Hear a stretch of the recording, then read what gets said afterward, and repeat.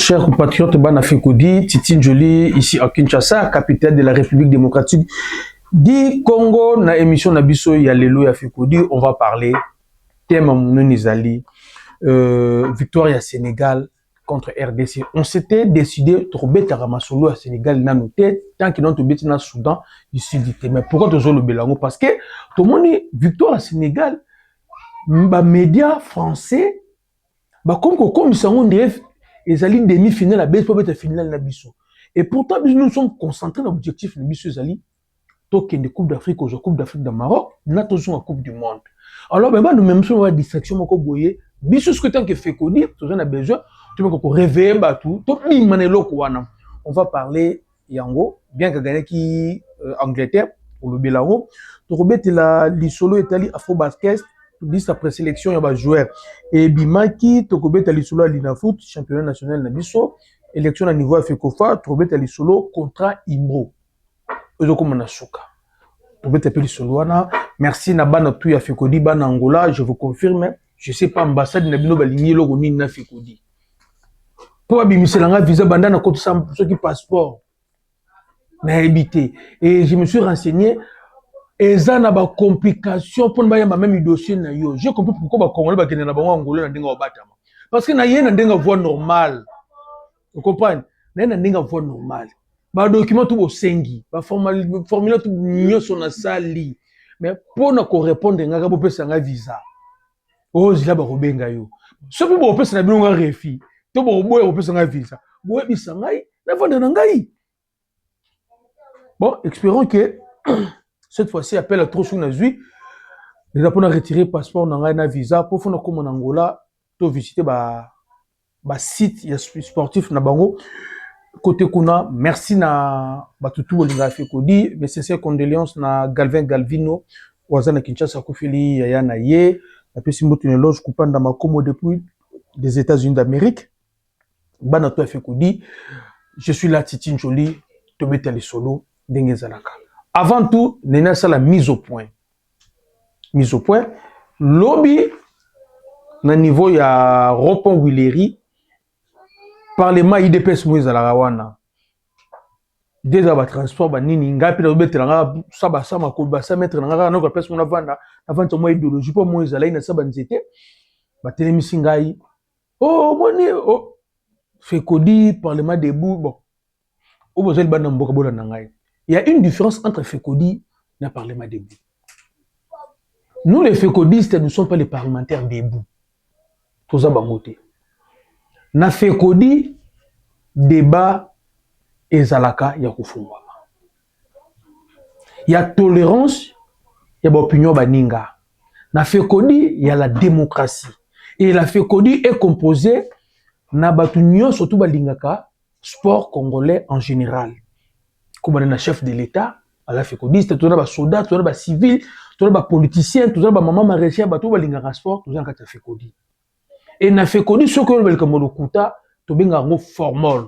Puis na Fekodi, le kuta les kakate. Parce que tant que nous avons nous avons pembeni na yo, tant que une vraie version pour les kayo. Et na Fekodi, nous avons bongo, tu défendras le développement du sport congolais en général. Na Fekodi, tu défendras Moutouté. Et même équipe au commissaire, sous un faille, n'a fait Kodi te dénoncer Kayango. C'est ça fait Kodi. Et nous sommes groupe de pression. Ceux qui peuvent aussi mbatter, te lobela rango, tiba kuba dirigeant club ba robongisa.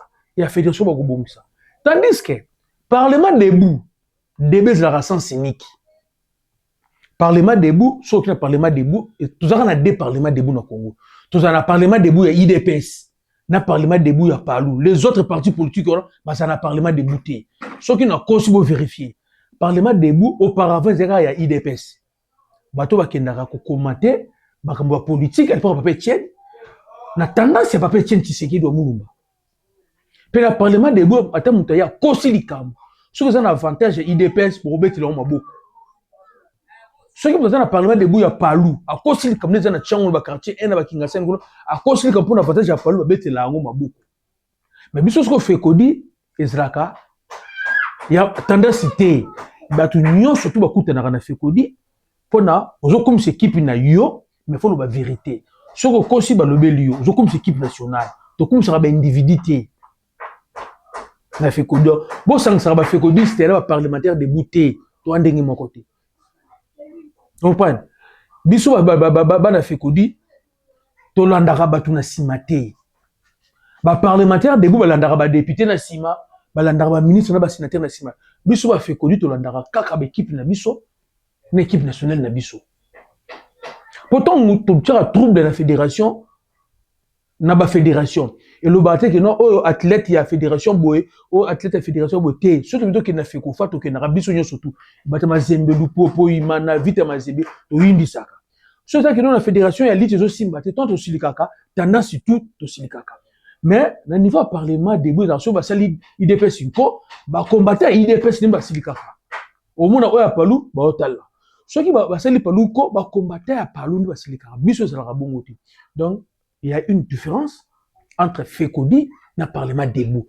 Parlement debout, qu'on a démocratie à la raté, débat à la sens unique. Mais na FECODI, débat zali.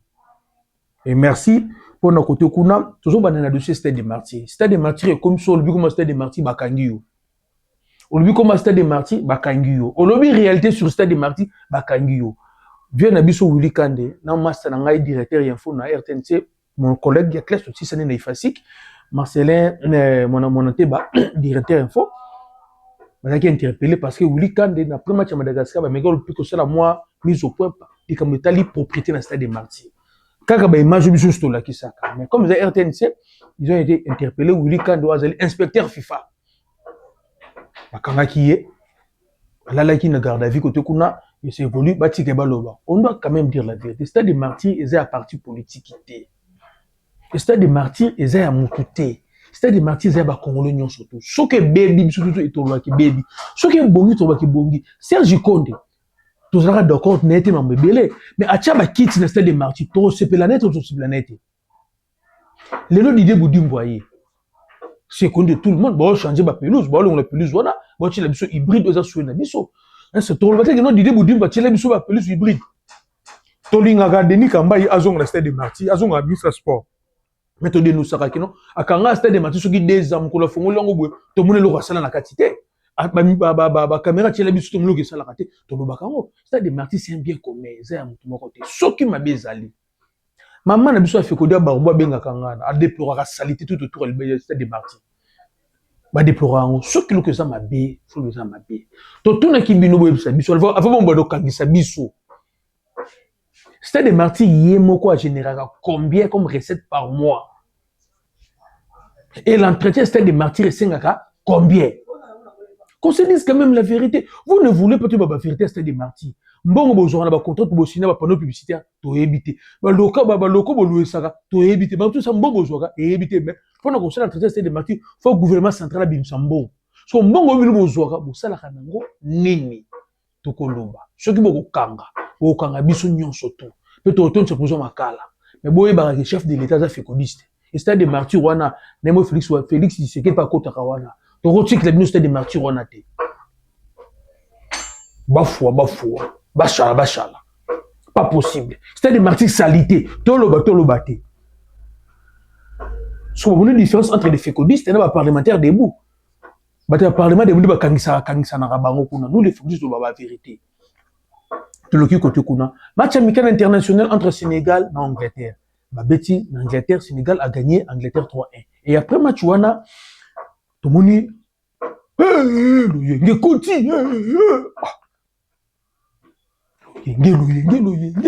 tout le monde dit ba la main Sénégal ba lobby ba gangi tout le monde dit ba média français. Ba sombi li kambwango donc je ne sais pas on dirait que tous les clubs moi en France doit gagner Angleterre. Et vers la fin, comme ça, la comparaison entre l'équipe nationale à Sénégal et la RDC. Au match de Robert, nous, on a un niveau qui objectif de l'Ibissu Zali, toujours en Coupe du Monde, notre Coupe d'Afrique ou Coupe d'Afrique. Quand la Coupe du Monde, on joue match par match. Donc, on joue les 3 matchs restants dans l'ensemble de la terre parce que tu as beaucoup de mouvement. On joue match par match. Tu as focus dans le match à Sud-Soudan. Tu as 3 points. Pourquoi j'ai dit ça? Ce qui est 3 points sur le Sud-Soudan, tu as 2 journées. Sénégal a gagné, Soudan a gagné, tu as 2 journées. Tu as toujours eu son abandon et carrière. Un point. Très important. Toyamba Sénégal à Kinshasa. Tant que l'IA y est, comme on a Sénégal, l'écart y a 4 points. Et tu la journée moko. La journée moko on a attends poli Sénégal on les a sauté. Nous devons également surveiller Soudan. Il faut y passer à 12 points.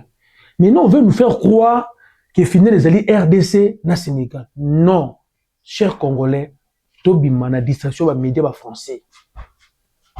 Sauf que tu gagné match à Soudan du Sud. Tokotikala na 2 journées. Sénégal a gagné, Soudan a gagné. Pour Tikala na 2 journées tozalana ay karabiso na bango ya 1 point. 1 point wana tout na 2 journées. Nous menons na Kinshasa sur le 4 Sénégal tout. Donc comme on est à 4 points. Match contre Togo à Poli. Pour les cas. Mais on doit également surveiller Soudan. On veut nous distraire qu'il est Soudan qui est en course. Non. Sénégal, 22 matchs joués, 0 défaite. Bravo dans le Sénégalais. Sénégal, 16 victoires, 6 nuls. Angleterre, je pense, 4e meilleure nation dans le monde, dans le classement FIFA. Sénégal a gagné 3-1. On veut nous faire. Le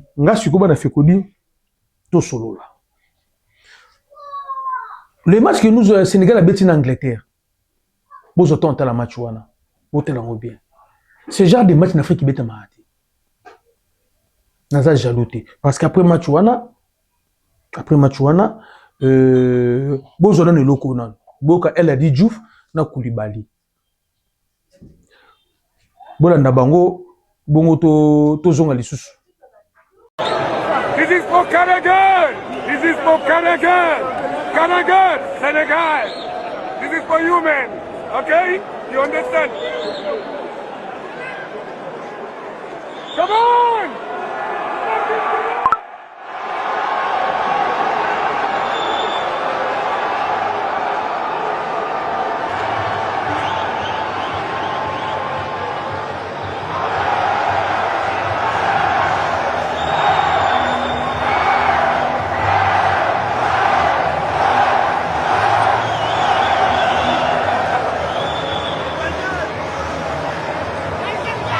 Ouais, ça va super. Alors, Capi, est-ce que c'est le match auquel on s'attend quand on se dit on joue l'Angleterre 4e au ranking FIFA?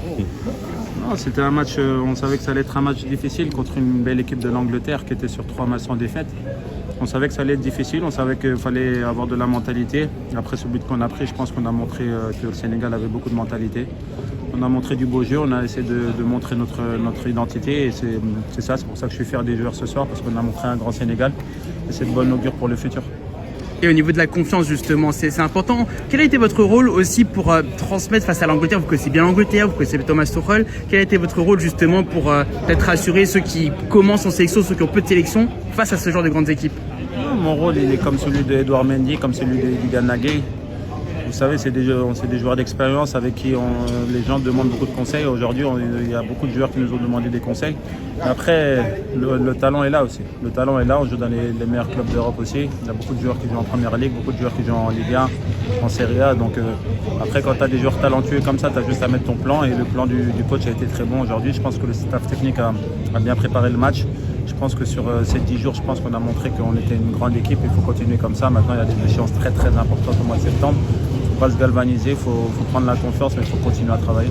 Un mot sur ces échéances de septembre, le Soudan, la RDC, vos 2 rivaux principaux dans la course à la Coupe du Monde.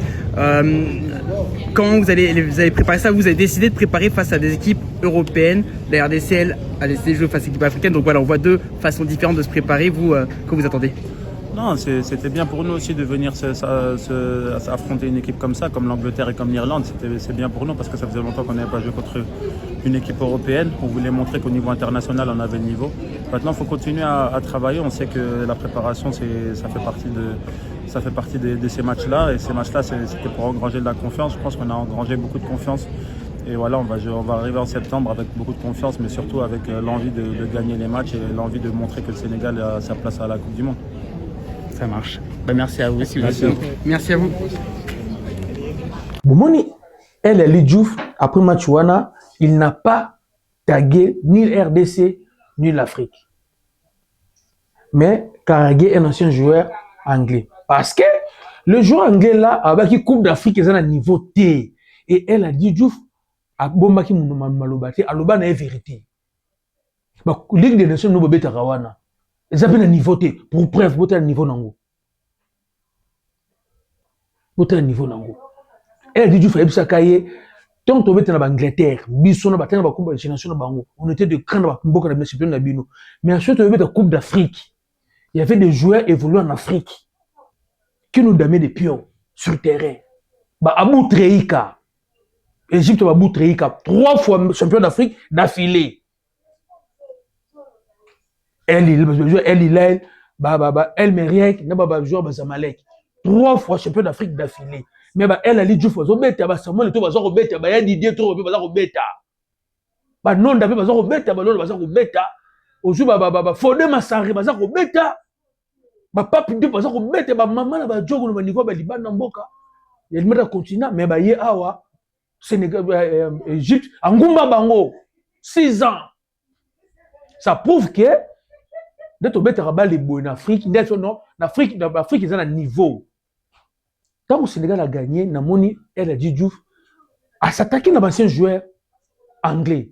Et super cinéma, ceux qui regardent, on avait dit non, Coupe d'Afrique, ils ont un niveau. Ils ont dit non, Coupe d'Afrique, ils ont un niveau. T'as nous les Africains, Sénégal.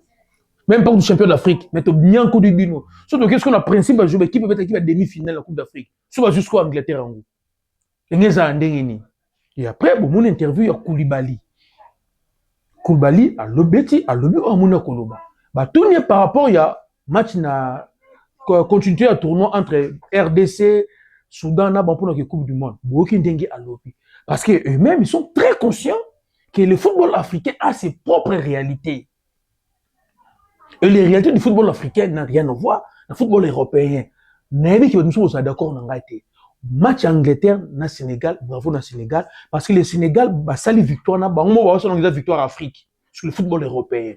C'est que j'ai beaucoup aimé pas le Sénégal en Ghana. Le but c'est que les victoires à Sénégal sur un pays africain, non. C'est le victoire, il y a football africain sur le football européen. Et ça lit bon. Moi aussi, j'ai beaucoup aimé ça. Mais si on a les matchs en Afrique, et côté qu'elle n'a jamais bon. Match n'a pas espace boué. Match n'a pas espace boué. Les Anglais, Tikeli Sénégal, espace. Mais espace wana contre biso RDC et kezalaki biso na bango to robeta bala corps à corps. C'est un deuxième bataillon de la Marines, la guerre au Vietnam. Tangomba on a corps à corps ba ministre Sili, ozuba on a tout tient mundu qui part. Vous comprenez? So so na biloko edingo pe to ya ya robini sa loquette adversaire a quoi yo. So ça doit Seleman il monte dans les vides, il doit sauter pour ne papa yo. Si vous avez un symbole, tu coules les têtes, tu m'as dit qu'on a une équipe, papa, yo kaka. Bisona Sénégal, awa. Naebi Simino. Chaque joueur, on a mettre un lili na ye. Mais c'est pas ce que ça l'a été. Oh, on a qui m'a gambang, papa, on l'a pas sur qui m'a gambang. Matchouana, ils ont kakaboy. Ba carton jaune, il ba carton jaune. Je pense qu'ils ont un match moko boy. On m'a la liboto, elle bitre pas 12 cartons jaunes un match moko, mais carton rouge, ils ont la tête. Les Anglais ont joué football dans Bango, batiki l'espace. Sénégal a bêti a tikeli bango ballon. Sénégal a conservé Avani Nassima. C'est toujours difficile d'aller chercher l'adversaire na Kanaye. Lorsque l'adversaire refuse de jouer, il vous laisse le ballon. Bozo qui nous coloque na Kanaye. Ceux qui vont perdre le ballon et que les adversaires ont bazala ma casse na contre-attaque. Bon Mabino. Soit vous avez ma casse na contre-attaque. Bon Mabino. Parce que vous avez le ballon. Vous avez le ballon pas na bango. Plus vous avez bango te na sima na bino le rideau défensif na bino. A repousse la pique à repousse la main. Il va vous perdre le ballon. Soit qui vous avez ma casse na transition rapide. Ou le ballon Joshua Beleni. Transition rapide. avec ba joueur le club Ilongo Ngasa Ilongo Saddam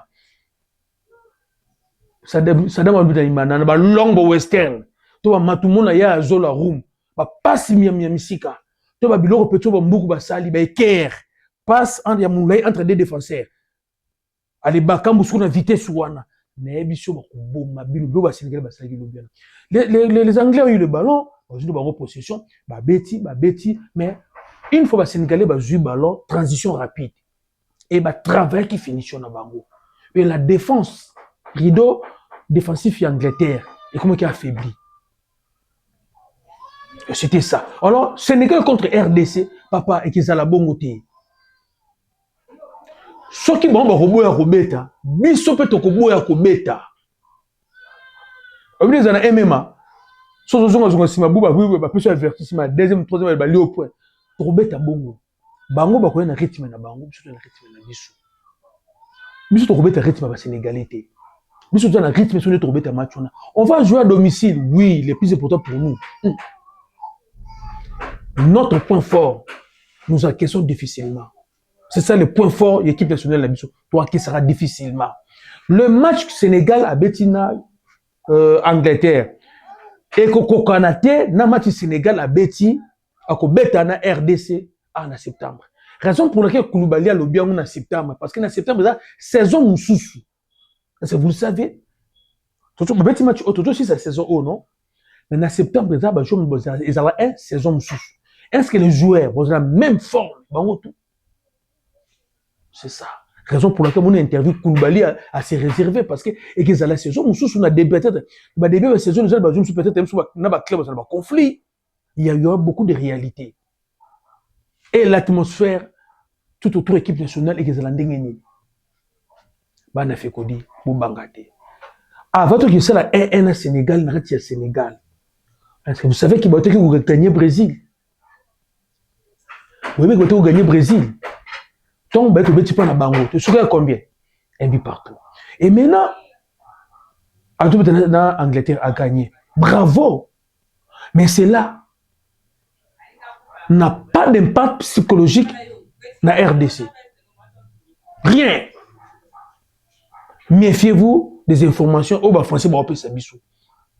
Il faut qu'on bimana ba débat au bas français ba lingo la RDC Sénégal match final. Ils font ça pour intérêt na bango na ba média na bango pour na di match to bimana ngo. Biso focus sur le match à Soudan du Sud.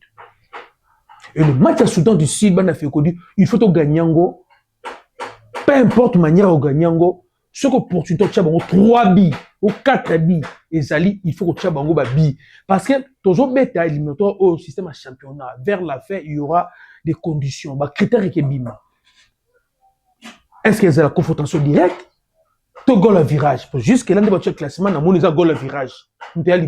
Alors, nous devons, dans le stade de Saleli, pour préparer suffisamment match au Soudan. Soudan du Sud. Pas na bango. Papa. Coach va batterie tout en marche. Vous comprenez? Coach va batterie tout en marche. Et l'autre côté, je senga.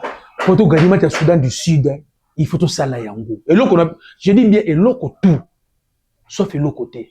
Ils ont 5 tout gagner le Soudan du Sud, il faut tout ça là yango. Complaisance et zalaté. C'est ici que je vais rebondir une fois de plus. Na dossier na biso na Soudan.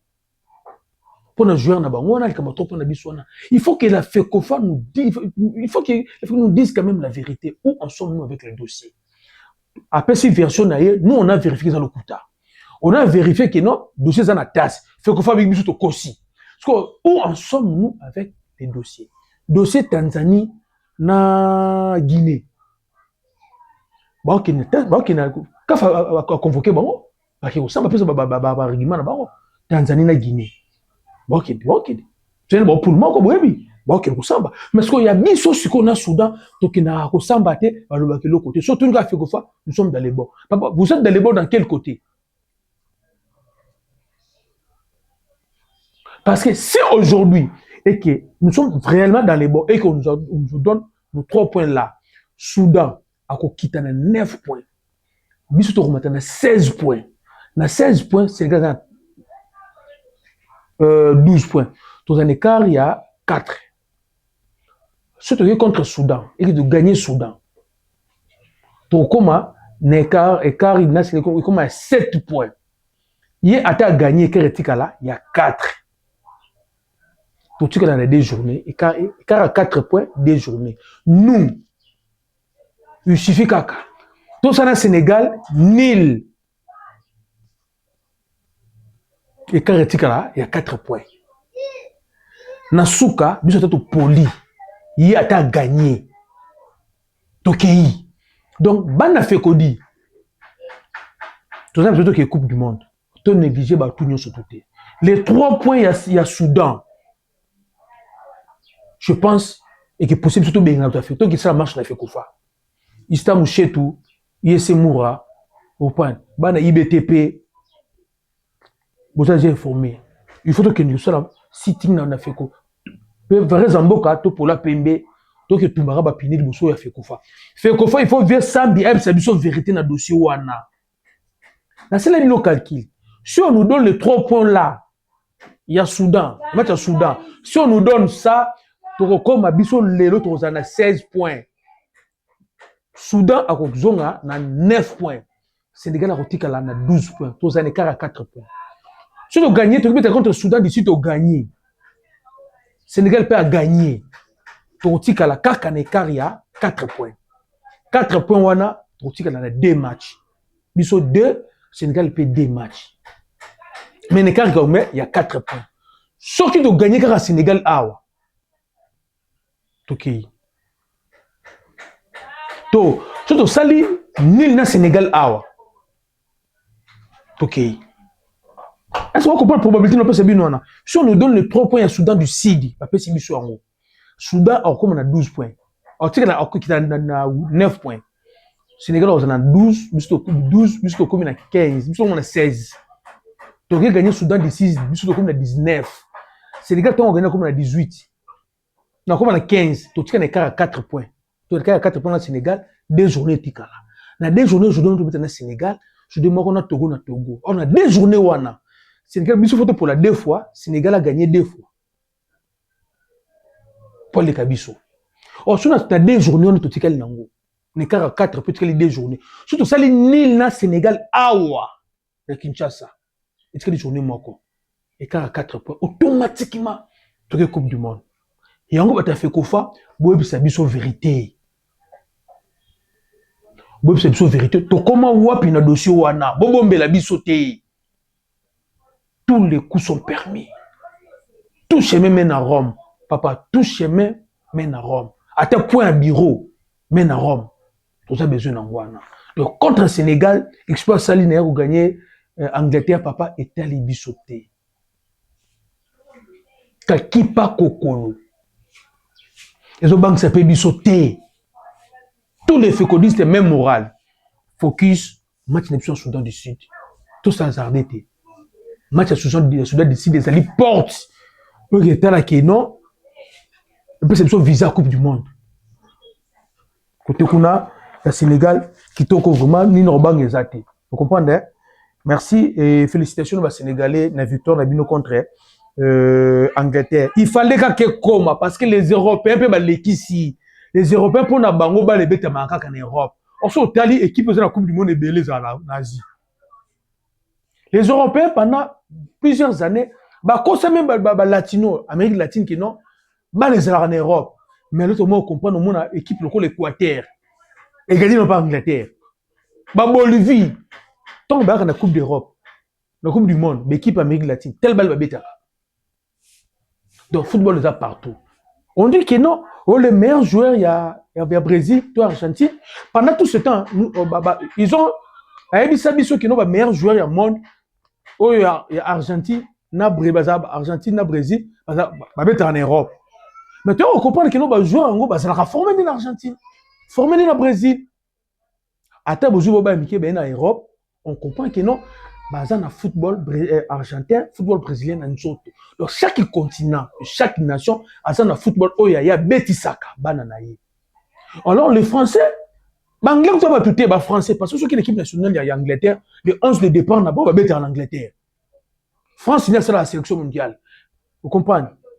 Merci, le Sénégal, bana fait codi na zone information mais na bombi non bino trêve international eza ko ya tour wana RDC betana calibre munene Europe.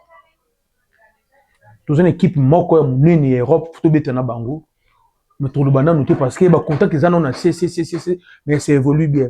To lingité comme atangu ba tout bazo ko lukato beta RDC Allemagne ba VSM beta fédération ba ki sala ba bilolo ba salaka ba ki beta match na bango ba batema en Allemagne vie kakoko ETP en Allemagne ba tikala ko société. Le tout premier joueur a signé un contrat en Allemagne.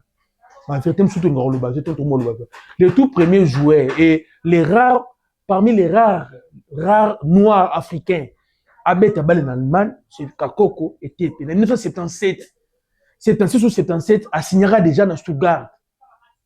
Nous avons en Allemagne, Kakoko et TP, avant en Allemagne. Donc, on a Taliboso na bête en Allemagne, le Kuta, Kakoko et TP, Taliboso signé en Allemagne, Yohana, en Allemagne, donc, on est en train de préparer, il y a un groupe de Congolais, basé en contact, il y a un groupe, il y a beaucoup de niveau Europe, il y a Schengen, pour un match amical, pour organiser un match amical international entre RDC et l'équipe Moko Boé et Europe. Mais Europe a souka Europe Mondo Boé bien Schengen niveau. Mais on sait dans la fédération, au moment où il n'y a pas de bino, qu'on sait qu'il y a bino mandat pour l'organisation de match wana, boye bisa des sabres na agence na ye ba fongo la porte ba kongona ba kota ba organiser match wana. Parce que comme c'est des sabres na agence na soki mondial match ba mo ko s'occuper de nyon surtout tant ba kongona na ba koya boye bisa des sabres a fongo la ba porte ba kota ba beta match wana toujours pour kindi. Sur même ordre d'idée maman Nanou Chikuna na pe sur moteur Rodriguez Chikuna sur même ordre d'idée le 25 juin Oyo na terrain plaza des alliés croisement avenue des universités avenue Victoire mon Victoire avec des universités na coin wana pembe na sima station ba sala moi terrain moi synthétique wana aboué moi ya mki ba sala wana université koto kauka koto limité mososo vous comprenez station ya coin wana za la wana avenue Victoire ngo arrêt Mabaya station c'est arrêt Mabaya na kauka wana okomuna ba sala terrain pelouse za na plus synthétique Académie football Francis Sadiki, Académie Football Francis Sadiki a couvert un match amical na Académie Les Aigles du Congo. Il y a président Chimanga. Maman, papa, il y a l'équipe qui m'a na bino wana ba kota la balle. J'ai toujours dit le football a évolué, le football est devenu une science. Il y a une différence entre moi na oyo ayebi bale na moi na oyo ayebi bale tangi bale. Moi na oyo ayebi bale tangi bale okende musika. Moi na oyo ayebi kaka bale okende musika te. Parce qu'aujourd'hui, football, c'est un vocabulaire. On prend un vocabulaire. Moi, je suis ayebi bala tangi bale, ayebi ndinga ko beta sur terrain, ayebi ndinga otema sur le terrain, ayebi rôle na ye nelo rosala, ayebi débat système de jeu. Mais moi, je suis ayebi bala tangi bale ti. Na terrain, bon, nous avons beta bala, toucher bala, ganga, et au finish, l'équipe n'a pas poli. Parce que le football, c'est un jeu collectif. Vous comprenez? Le football, c'est un jeu d'ensemble. Okoro zala na yo jogo, okopana gloire kiamwini, okoro zala na yo jogo, ya jogo, moye na terrain kuno beti ba galerie na yo, oyebi lo na ballon te, toucher ballon beti maboko mebo poli. Mais musumo so ozala ayebi bali makasti matangi bali, aye na balle na terrain, ba beti jeu collectif ta baninga ba gagner. Donc centre Académie Francis Football ezali wana s'entraîner samedi ou s'entraîner na terrain next stade de Marty 14h. Mais dimanche match ezali na terrain Plaza, aux alliés, croisement des avenues Victoire, na avenue Université, na Rosalawana. Donc, ma papa, ma maman, ma bana, baya ko s'inscrit na Académie Football Francis Sadiki. Bureau des alliés, wana bo bengingai, vous aurez le numéro de secrétaire, yé mouton repose le formulaire, yé mouton ça comme tout beau kinémer, binonion surtout samedi, oh papa, maman samedi, na stade du verre terrain next, entre Pongabi, terrain next, wana bo Rosalana, boya na bana, boya ko inscrire bana. Dimanche, ok, bisognon surtout, le terrain Plaza, vous avez croisement, avenue Université et Victoire, Nassima, arrêt Mabaya, des plus synthétiques, les alliés, on a versé les alliés, on a kitoko, ou à la bana batam Sandimbo, kitoko, merci, na président Francis Sadiki, na coach Francis Sadiki, il y a Francis Académie Football, na le président Chimanga, Ndenge Bolini, retenez Salama, et que ça a bientôt détecté, le deux meilleures écoles la formation ban actuellement à Kinshasa. Yangwana. Francis Académie Football et les Aigles du Congo. Merci côté Kuna. Afro Basket. L'histoire va bien sélectionné. Ils ont déjà connu avec Jonathan Kuminga, natif de Goma, au NBA. Azali, retenu, merci côté Kuna. L'Ina Foot championnat national. Très dessus, le comportement, il y a des dirigeants sur la clair. Je vais vous dire la vérité. Pourquoi moi je suis dessus? On commence à voir des matchs arrangés, des matchs truqués, des matchs sans enjeu. Ça fait 3 ou 4 années, Ranger a la phase aller bien, phase retour, on comprend raté. Ce qu'on a vu, match à Imana, match à Manieme, match tout le monde, tout bête lobby, total yango bobomi. Phase aller après, il faut bête bien. Il y avait la rivalité, concurrence. Mais niveau phase retour, on bête la main. On peut se passer. Quand on dit match côté cas, j'ai vu des images. Ça n'a pas passé. Je suis pas trop pour publier des images ou naté. Atabro yo kanabo pour là, mais na niveau naté, au petit canal, niveau à bon vraiment. Et bien ça quand même beauté. Il y a l'Inafoot. L'Inafoot le 30 juin, saison sportive aussi là. Mais calendrier au moment où tu le 22 juillet. Est-ce que ça va se passer comment? En principe, le 15 juillet, il faut lister. Il y a combo, il y a pays, il y a club Oyo, ils ont qualifié dans la coupe de Interclub et Kindi. Quelqu'un m'a dit que non, poussons le 30 juillet. Mais communiqué officiel, il y a CAF, on a côté na site, il y a CAF, on a mon yangoté. Ce que moi je sais, avant le 20 juillet, il faut combo, pays, club Oyo, coupe d'Afrique et Kindi. Même le coupe du Congo, il faut aussi là-bas. Vers club côté naïe, vraiment à tourner Mindouk dans la coupe du Congo. L'Inafoot vers club à bosser nango. DCMP, bonne chance na que de côté Mazime Kindeke le popo bilon tout manier mignon L'Inafoot to pe sibino merci élection au niveau Afekofa. Élection au niveau Afekofa, Mama Bestine Kazadi a postulé, to postulé. Là ça sera dossier à émission Zakoya. Mama Bestine Kazadi. Autant à combo naie, autant à combo yo Mama Bestine Kazadi a postulé, to a postulé té. Et gloire qui a mouini. Merci vraiment, Dorcas. N'appelle sur mot Siko Zali, Dorcas. Maman, Bestine Kazadi, tu éviter ceux qui ont postulé, toi qui ont postulé, vraiment merci. Kotokuna, concurrent, divertir, zébélé. Tout aller là-bas, tout ça là. Mais c'est qui, ils ont se dessiné élection à nous égalité. Kotokuna, merci. Contrat Imbro, ils aussi là, d'ici là. Bana fait que vous répondre dans un commentaire. Vous allez d'accord, fait qu'au fois à prolonger notre contrat Imbro. Toto Kata, Toluka, équipementier Moussous. Est-ce que vous êtes d'accord? Moi, je sais que moi, nous verrons les jeunes, pour jouer à vrais entraînements. Mais tout le monde là-dedans. Est-ce que, dans le stock, s'il point d'interrogation. Le part de ma belle, tout le monde va dire ma varicité. Est-ce que, vous savez là qui n'a design, il y a vrai, tout là, il y a Imbro. Tu vas se payer dans côté. Tu continues dans côté. Tu continues dans côté. Merci. Nabino Soubouli n'a fait qu'au dit. Je pense que tu as Bye. Merci. Gloire. Bye.